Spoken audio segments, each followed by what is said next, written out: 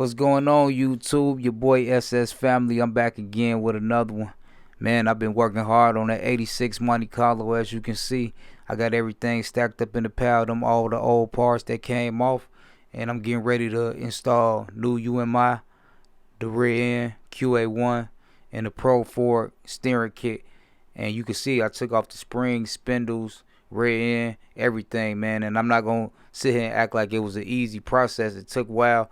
Two reasons is because, man, that stuff been on there for years, and trying to get a lot of bolts loose, and it took some time, man. I was cutting bolts, PB blaster, using air hammers, anything that it took to get the job done, but I was able to get it through.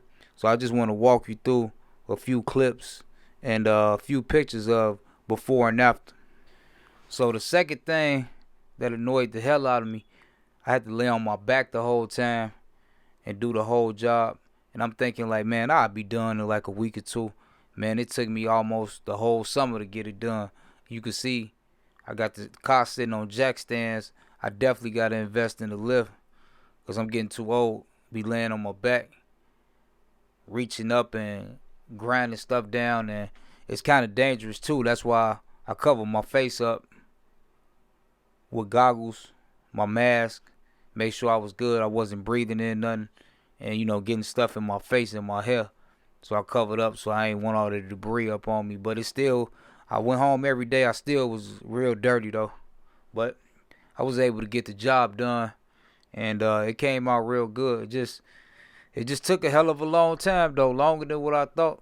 And I was thinking to myself, I said, man, I think the first shall be last. I can't really see myself doing it again, but once you finish and I got everything put back together, I said, man, I'll do it again. But next time I know how to come and, get everything correct. So I just took my time with it, grinded everything down, hit it with nice coats of Rust-Oleum.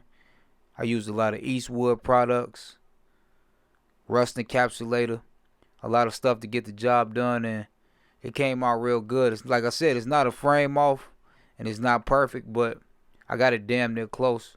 So I went with the UMI Stage 2 kit, and you can see the car, all these rusty parts. I'm going to run you through some clips of before and after. And with the Stage 2 kit from UMI, it comes with control arms, upper and lower, basically all the body parts that you need. I'm talking about body parts. All the parts that you need to get the car finished, except for I told them to keep the springs out because I was going to go with the regular springs, but I ended up changing my mind on that and ended up going with some QA1 coilovers in the front and then QA1 shocks in the back that you can adjust the firmness. I ordered all that from Summit, and shouts out to Summit too, because without them I don't think I could even got the job done. They looked out for me. They definitely did. I was able to return a lot of items and exchange a lot of items. They didn't give me no headache, no problem, man. They even gave me a line of credit that I was able to use, but don't trip, I paid it back off, so we all good. So yeah, this when I was putting the rear in there. You see it was coming together real good. Like I said, I ran into a problem with the drive shaft. It was a little too long, so I had to get it cut about an inch. I was like, damn, had to get it towed, but I made it work. You can see I got the Pro Fork steering, the whole setup.